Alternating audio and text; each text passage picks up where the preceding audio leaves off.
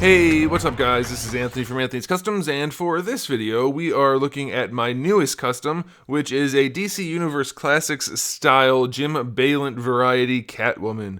My customer wanted it to look as stock as possible, so I left everything articulation-wise exactly as it was originally. He really wanted this base body, which is the Cat Matui Green Lantern figure, and it's got relatively lousy articulation even for DCUC standards, but it all still is as functional as it was originally, albeit that's minimally functional for like the hips and the ankles and the knees and the torso and everything else, basically. So it's fairly unposable, unfortunately, but that's what he wanted. And so it's kind of deceptively a simple looking custom, but there's a little bit of work into it, so I'll just go ahead and go through that with you guys, and then we'll talk about the paint at the end, because that's probably the most interesting part of it, or at least it is for me. So it is the base Cat Matui figure, standard, unmodified, except I had to resculpt the thighs and the biceps because I had to add the gloves and the boots, of course, like the lip at the top. But then I also wanted to reshape those parts because they just had kind of a weird anatomy in the first place. So this allowed me to give her slightly more shapely upper legs, which made, I think, a big difference. It looks a lot more like Catwoman rather than just a generic DCUC body. And then the biceps were just kind of weird, so I resculpted them almost from scratch, other than where the shoulder peg's in. So that was redone. I could have just done a seam around the edge for the gloves and the boots, but I don't think that would have had the right effect.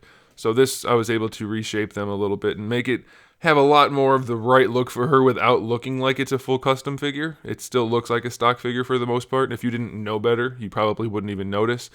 Speaking of which, the Cat Matui figure has a really poorly sculpted butt. Her cheeks are just not the right shape for butt cheeks, so I resculpted her booty a little bit. And again, I didn't want to go crazy or anything. It still looks like a stock figure, but now she has just a little bit more shape, which Catwoman's always been fairly curvy in the comics, so I thought that would be appropriate. And then just little tweaks on the torso, like I shaved down the front part of her crotch, which sounds weird, but it's just, they didn't quite line up the way I wanted the abdomen and the crotch piece, so I reshaped that a little bit, smoothed that down a little bit. And that was that for the body, really, other than the paint, so we'll come back to that. But for the head, there's not really a good Catwoman head out there. So after a little bit of looking and trying to figure out what to do, I found, or we were going to originally use the that Batman Legacy Catwoman with the cape and the like loincloth looking dress thing. And I was like, this head looks like butt, so we're not going to use that. So then I decided, hey, the Batgirl head actually has the right shaped eye holes, and it looks really good mostly for the face. So I took the Batgirl head, the original Batgirl head, and I cut the ears off, pulled the hair off, and I reshaped the top of the head entirely. So everything other than the face is resculpted, and then of course I added the cat ears on there.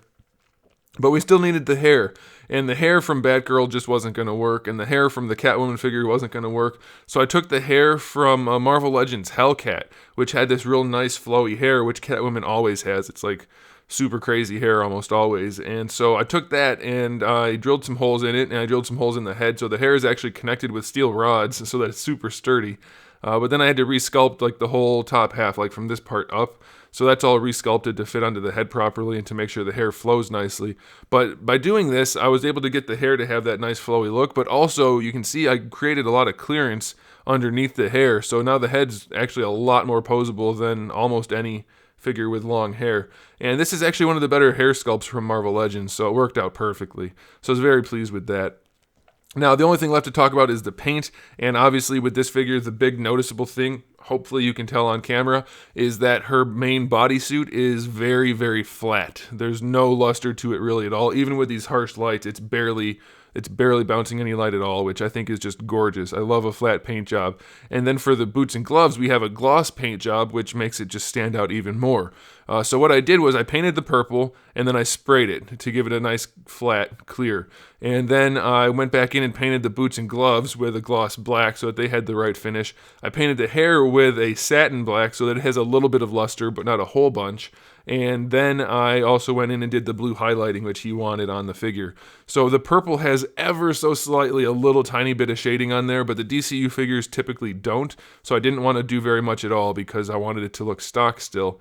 But the hair, sometimes they do the blue highlights, and he wanted that, so I went in and did the blue highlights on the hair because Catwoman always has that, almost always anyway.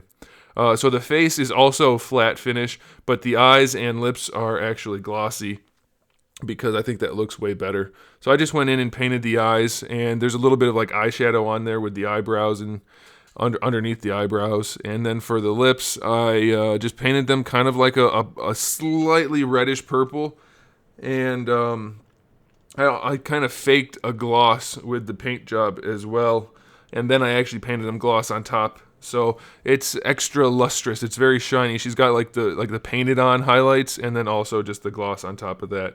So I think it turned out pretty well. I'm pleased with it. I wish we had a figure of this Catwoman. Honestly, it's like the best looking Catwoman there ever was, and we don't have any good figures of it. Actually, I can't even think of any figures of it. I can only think of similar ones and statues, no actual action figures. So I'm a little bit jealous of this customer, because I would really like a depiction of this version of Catwoman, because it's such a good look for her. It's kind of a bummer that we don't have a figure, but there it is. You guys can let me know in the comment section below what you think. If you're going to say something mean, well, I can't stop you, so go for it.